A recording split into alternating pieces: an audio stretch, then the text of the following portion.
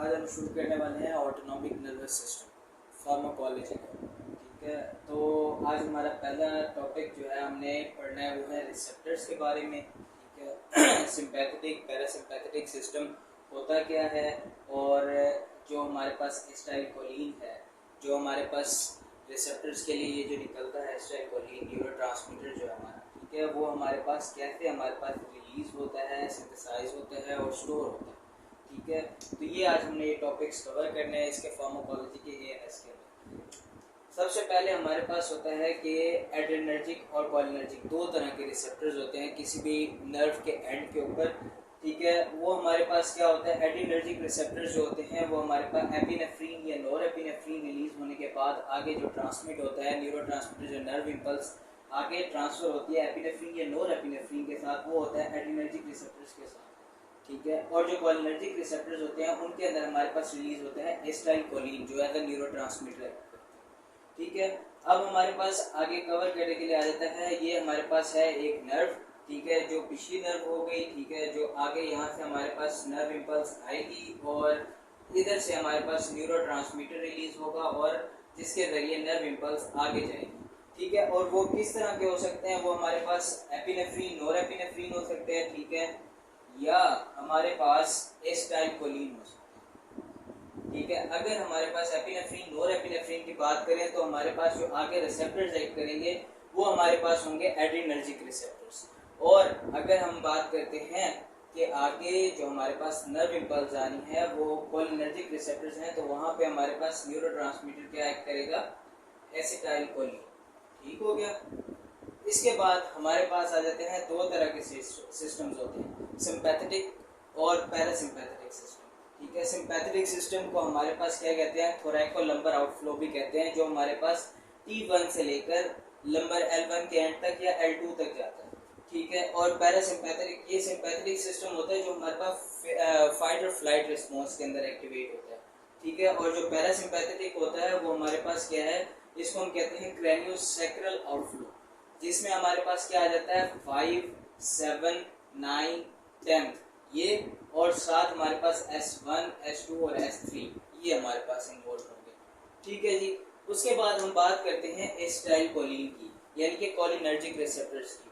तो इसके अंदर हमने क्या बात करनी है, इसकी सिंथेसिस की, स्टोरेज की और रिलीज की। अब हम अगर बात करते हैं सिंथेसिस की, ये हमारे पास एक नर्व है हमारे पास, और ये जो हमारे पास जो पीछे नर्व इंपल्स इधर से आएगी और जिसमें नेक्स्ट नर्व में जाना है। ठीक है, बीच में हमारे पास एक गैप है जो कि हमारे पास न्यूरोट्रांसमीटर के थ्रू जो है हमारे पास नर्व इंपल्स आगे जाएगी एक नर्व से दूसरे नर्व। ठीक है, ये हमारे पास क्या है, इसके अंदर हमारे पास एसिटाइलकोलिन पहले बनना है, उसके बाद स्टोर होना है और आगे हमारे पास एक नर्व से दूसरे नर्व में आगे न्यूरोट्रांसमीटर जो है हमारे पास रिलीज होगा ताकि नर्व इंपल्स आगे जा सके। तो अब क्या है, सबसे पहले हम बात कर लेते हैं सिंथेसिस की। ठीक है, सिंथेसिस कैसे होगी, अब ये सिंथेसिस होनी है नर्व के अंदर ही एसिटाइलकोलिन, क्योंकि एसिटाइलकोलिन जाहिर है नर्व के अंदर होगा, वहाँ स्टोर होगा ताकि फौरन नर्व इंपल्स आए और वहाँ पे रिलीज हो। ठीक है, रिलीज होके और आगे जो है हमारे पास नर्व इंपल्स को ट्रांसफर करो। सबसे पहले आ जाता है, यहाँ पे होते हैं माइटोकॉन्ड्रिया नर्व के अंदर, तो उसके अंदर पड़ा होता है एसिटाइल-CoA। ठीक है, जैसे कि हमारे पास नाम से ही पता चल रहा है एसिटाइलकोलिन है, तो उसके अंदर हमारे पास दो चीज़ें इन्वॉल्व होंगी, एसिटाइल-CoA और साथ कोलिन। तो एसिटाइल-CoA जो है वो हमारे पास अंदर माइटोकॉन्ड्रिया के अंदर पड़ा है और कोलिन बाहर से आएगा हमारे पास, और दोनों एक्ट करके दोनों मिलके बना देंगे एसिटाइलकोलिन। ठीक है, अब एसिटाइलकोलिन तो बन गया। ठीक है, इसके बाद हमारे पास क्या है, नर्व इंपल्स को चाहिए कि वहाँ पे एसिटाइलकोलिन जो है वो स्टोर हो गई, ऑलरेडी स्टोर्ड फॉर्म में पड़ी हो, ताकि जैसे ही नर्व इंपल्स आए ये फौरन रिलीज हो और नर्व इंपल्स आगे ट्रांसमिट हो जाए, क्योंकि ये हमारे पास मिली सेकेंड्स के लिए होता है, फौरन ही रिलीज हो, तो क्योंकि स्टोर पड़ा होगा तो फौरन रिलीज हो।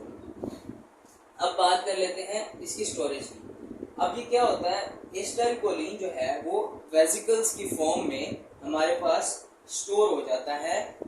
किस तरह, इधर होते हैं हमारे पास vesicle associated transporters. Vesicle associated transporter जो है इसको वेसिकल के फॉर्म में एसिटाइलकोलिन को स्टोर कर लेते हैं, ये हमारे पास स्टोरेज का प्रोसेस होगा। नेक्स्ट आ जाता है इसका रिलीज। अब रिलीज में हमारे पास दो चीज़ों का देखना है कि प्रोटीन्स होती हैं वी स्नेयर प्रोटीन और टी स्नेयर प्रोटीन। दो प्रोटीन होते हैं जो इसके रिलीज में इन्वॉल्व होती हैं। वी स्नेयर से हमारे पास ये याद रख लें, वी से याद रख लें कि ये वेसिकल के साथ हमारे पास अटैच होगी, ठीक है। और टी स्नेयर जो है हमारे पास नर्व टर्मिनल के साथ अटैच होगी। तो वी स्नेयर प्रोटीन के अंदर जो हमारे पास अब क्या है, जैसे ही नर्व इम्पल्स आएगी, इसका मतलब एसिटाइलकोलिन इस वेसिकल से रिलीज होना है और इधर जाना है गैप में, ताकि हमारे पास नर्व इम्पल्स आगे जा सके। तो वी स्नेयर प्रोटीन क्या करती है, ये जैसे ही हमारे पास नर्व इम्पल्स आएगी, वी स्नेयर और टी स्नेयर एक्टिवेट हो जाता है। और साथ एक और काम होता है, वो आपने याद रखना है, जब भी नर्व इम्पल्स आती है तो उस वक्त कैल्शियम चैनल जो हैं वो एक्टिवेट हो जाते हैं। कैल्शियम चैनल एक्टिवेट होंगे और कैल्शियम फौरन अंदर आएगा, ताकि ये वी स्नेयर और टी स्नेयर प्रोटीन एक्टिवेट होके एक दूसरे के साथ इंटरेक्ट करें। अब क्या होगा, जैसे ही कैल्शियम एंटर होगा, नर्व इम्पल्स आएगी, कैल्शियम एंटर होगा, एसिटाइलकोलिन जो है, ये वी स्नेयर और टी स्नेयर प्रोटीन्स जो हमारे पास आपस में इंटरेक्ट करेंगे, वेसिकल्स आगे आएंगे, यहाँ से हमारे पास जो इसके अंदर वेसिकल के अंदर स्टोर होगा वो इधर एसिटाइलकोलिन को रिलीज करवाएगा, ठीक है जी। ये हमारे पास आ गया एसिटाइलकोलिन का रिलीज, और आगे नर्व इम्पल्स जो है वो नेक्स्ट नर्व के अंदर जाके हमारे पास काम खत्म कर देगा। ये हमारे पास एसिटाइलकोलिन का आ गया। इसी तरह हम एपिनेफ्रिन और नॉर एपिनेफ्रिन के सिंथेसिस, स्टोरेज और रिलीज के बारे में भी पढ़ेंगे आगे, ठीक है। और इसकी इनहिबिशंस किस किस चीज़ों से होती है, तो ये हम आगे नेक्स्ट पार्ट में डिस्कस करेंगे, ठीक है। Thank you. अगर कुछ समझ ना आए तो आप कमेंट्स में पूछें।